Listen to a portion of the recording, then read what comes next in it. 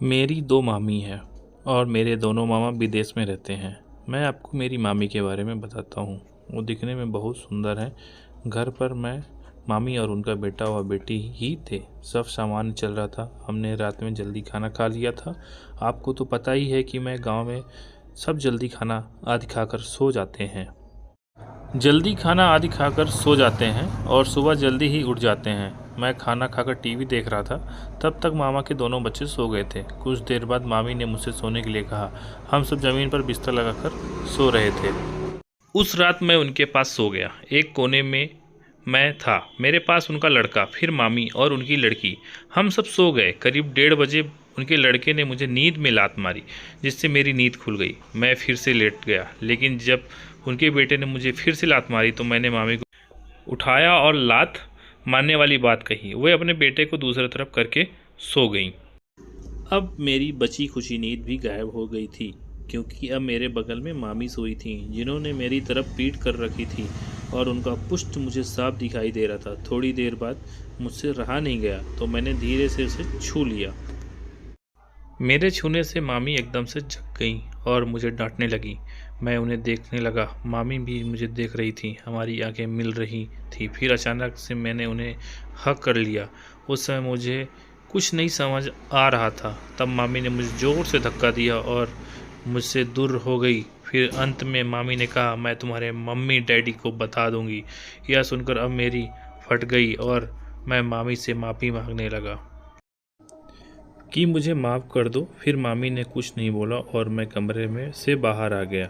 उस रात मैं बाहर ही सोया और मुझे डर लग रहा था कि कहीं वह सुबह सबको बता ना दें। जब सुबह हुई तो मैं काफ़ी लेट उठा। तब तक मेरी नानी भी वहाँ आ चुकी थी। मेरी नानी मेरे बड़े मामा के घर रहती हैं। मुझे डर लग रहा था कि कहीं मेरी मामी ने मेरी नानी को सब कुछ पता तो नहीं दिया। लेकिन जब मेरी नानी से मेरी बात हुई तो मुझे लगा उन्हें ऐसा कुछ नहीं बताया।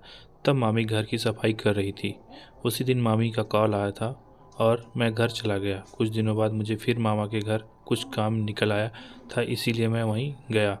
जब मैं वहाँ पर शाम को पहुँचा तो सीधा छोटे मामा के घर गया। मैंने मामी के नमस्ते कहा और शाम मन रखा तो अंदर जाकर बैठ गया और मैं बच्चों के साथ टीवी देखने लगा। मामी मेरे लिए चाय बनाकर लेकर आई।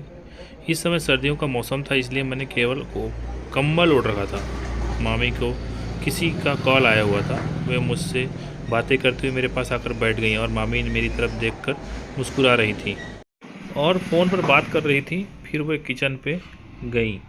मैं भी उनके पीछे पीछे आ गया। मैंने उनके पीछे से पकड़ लिया तो मामी बोली, बच्चों को सो जाने दो, फिर मैं तुमसे बात करती हूँ।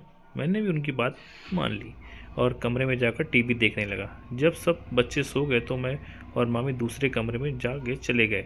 इस बार उनकी चेहरे पर एक अलग मुस्कुराहट। जब हम दूसरे कमरे में गए तो मैंने मामी से पूछा कि मामी क्या हुआ, इस बार आप कैसे मान गई? तो उन्होंने कहा कि तेरे मामा को विदेश गए 1 साल से ऊपर हो गया है और इतने समय से मैं अकेली हूँ। उस दिन से तो मैं इसलिए डर गई थी कहीं तुम कुछ और ना समझ बैठो। इसके बाद मेरे और मामी के बीच फुटबॉल मैच प्रारंभ हुआ। पहले हाफ में मैंने कुल 3 गोल मारे और दूसरे हाफ में 6 गोल मारे। मेरे इस मैच के बाद मामी ने मुझे इनाम भी दिया। फिर वह सब के बाद हम लेट गए।